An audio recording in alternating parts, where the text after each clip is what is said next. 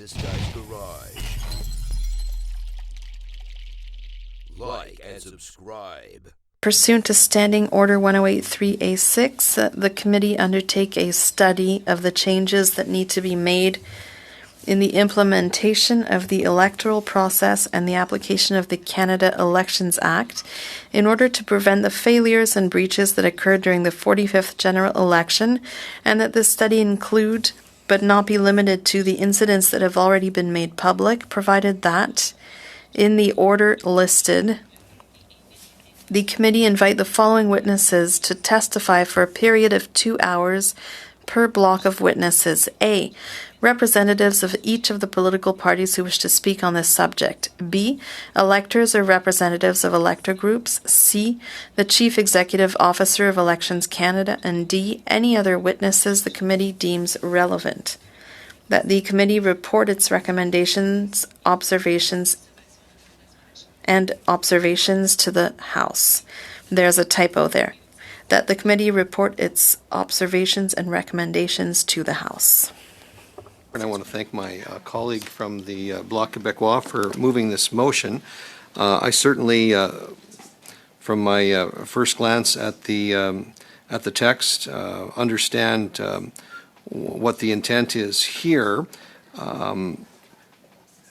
I will be supporting this motion, Mr. Chair, and I'm just wondering if my colleague who moved the motion could give us any information about what her expected timeline is, or if she would like to have a date for this recommendation to be sent back to the House. Does she have some deadlines or I would just like to get a sense from her of the timeline that she would like to have this done in. Well, of course, the timeline will depend on the availability of the witnesses. I think the CEO of Elections Canada is an essential witness, but if we can send an invitation in the next few meetings, in terms of the rest of the timeline, then it will depend on the availability of the witnesses. And it's, of course, up to each party to decide if they want to send a representative. So there is a portion of this that is that I don't know yet when it comes to establishing the timeline. And if I can add something, if the committee votes in favor of the motion, we can ask our analysts to start working on this over the summer. I can see them smiling. And so they could work on it so that we're ready to go in the fall. If I may, and it's just about how then we would go forward. Subsection B, electors or representatives of elector groups. That seems to encompass a lot of Canadians, whereas the rest of the representatives of political parties and the chief electoral officer is very specific. This is very broad, and I don't know how we would interpret that in terms of timing and witnesses and having an estimate of what that looks like. And who will the clerk will invite? We had some ideas in mind when we drafted the motion, but we didn't want to limit ourselves because there may be incidents that happen during the campaign that we are unaware of as to now.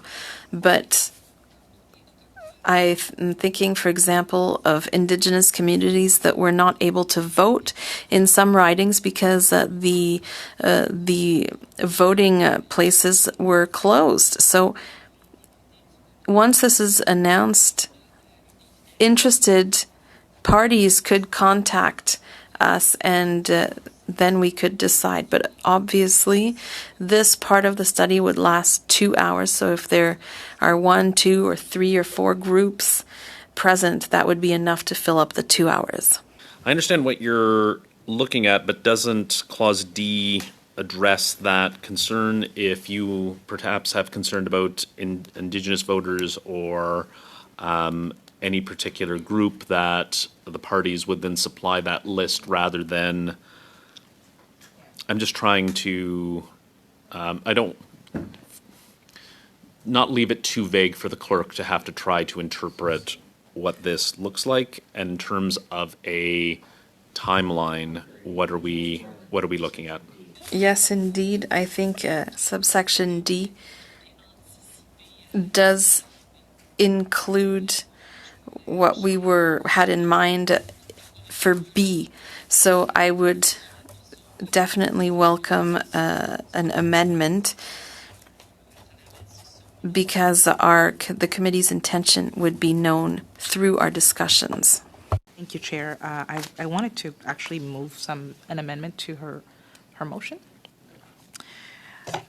So it reads as that pursuant to Standing Order 1083A V, the committee undertake a study of the changes that need to be made in the implementation and interpretation of the electoral process and the application of the Canada Elections Act when casting a ballot in a federal election, and that this study include, but not limited to, the incidents that have already been made public, provided that in the order listed to the committee invite the following witnesses.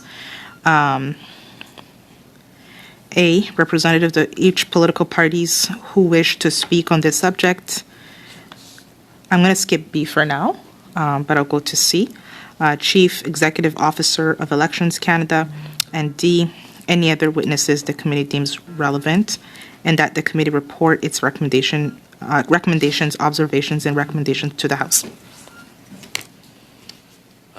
I'll ask you to repeat it again, but just in terms of clarification, I'll just say I added basically after implementations, when casting a ballot in a federal election, and I striked out in order to prevent the failures and breaches that occurred during the 45th general election, and I skipped B as a clause. So you skipped B as a clause, as you're deleting B as a clause? Just for discussion. Yeah. Yes, okay, and deleting B. So debate on the amendment, Madame Normandin. There are several things to say. I'll take them in order. So in terms of removing B, I see that as a friendly amendment, and I agree to it. For adding and interpretation, I see that also as a friendly amendment. Interpretation is necessary to implement the act, so I have no issue with that. However, I am against the proposal that says we should strike in order to prevent the failures that took place during the 45th general election, because we already know that there were issues, so that is important in terms of the study's objective. So I would be against that specific amendment. I appreciate Ms. Normandin's acceptance of the three changes that are proposed in the amendment by Ms. Kabaga. So there's three, and Madame Normandin, I understand that you considered two of them to be friendly amendments.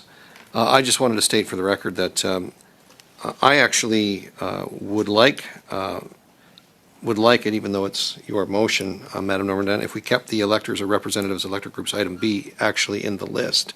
And my rationale for suggesting that would be that it's not the witnesses come before this committee in a couple of ways. The most common way, of course, is when we as members of Parliament and our various political parties submit witness lists to the clerk of the committee. But it's also perfectly acceptable for everyday ordinary Canadians, once they find out that a study has been undertaken by a committee, to submit written briefs that they want submitted as part of the study, or it's even, quite frankly, acceptable for them to request to the clerk that they would like to physically appear, either in person or virtually, before the committee. And by removing Section B, it might, I think, deter people who would not otherwise understand that they would be entitled to do the same thing under item D, any other witnesses the committee deems relevant. The way that reads is that, the way I would interpret D, if I was reading this as an everyday citizen of Canada, that any other witness the committee deems relevant means the ones that only the committee would take under consideration, whereas I would interpret item B to be, I'm invited as an elector or a representative of an elector group to make a case before the committee.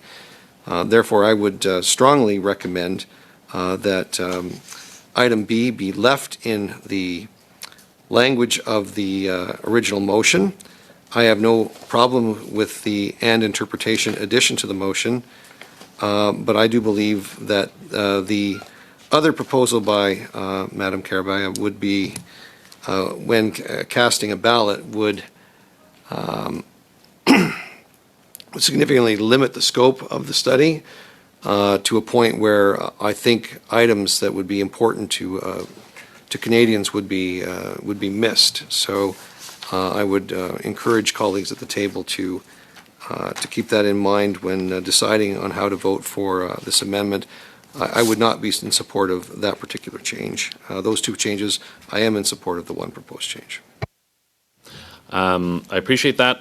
And again, at the committee's discretion, we are, if you wish to open it that wide in terms of what the committee will receive, that is the decision of the committee.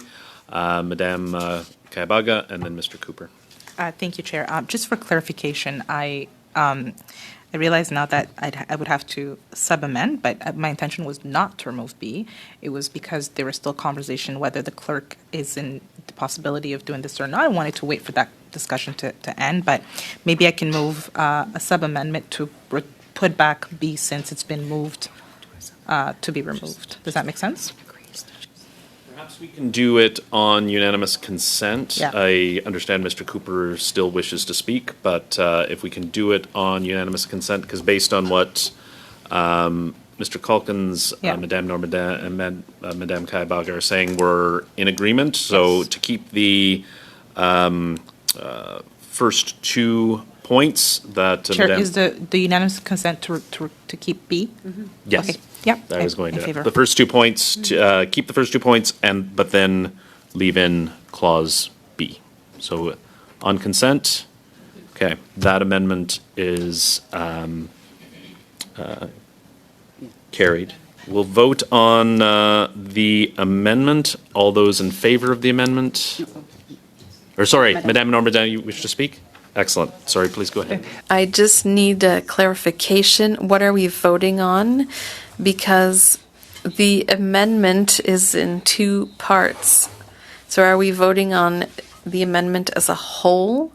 If that is the case, I would suggest that we divide it into 2 and then vote on each section of the amendment. So the amendment aims to add "and the interpretation" and then eliminate one section and replace it with something else. So there are 2 sections to the amendment. Madame Kayabaga, could you reread the amendment, or reread the motion as amended, please? Okay, yep. The full text? Yes, please. Okay. That pursuant to Standing Order 108, 3AV, the committee undertake a study of the changes that need to be made in the implementation and interpretation of the electoral process and the application of the Canada Elections Act when casting a ballot in a federal election in order to prevent the failures and breaches that occurred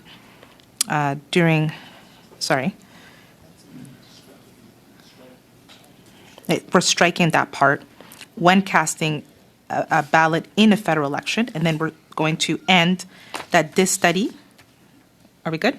This study include, but not limited to, the incidents that have already been made public, provided that in the order listed, the committee invite the following witnesses to testify for a period of 2 hours per block of witnesses: A, representative of each of the political parties who wish to speak on the subject; B, electors or representatives of elector groups; C, the Chief Executive Officer of Elections Canada; and D, any other witnesses the committee deems relevant, that the committee report its recommendations, observations, and recommendations to the House.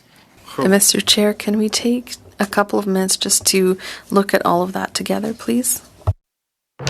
There seems to be some good discussion. I hope that continues. I was clear that we don't have resources after 5:30, so I'll be adjourning the committee to the call of the chair.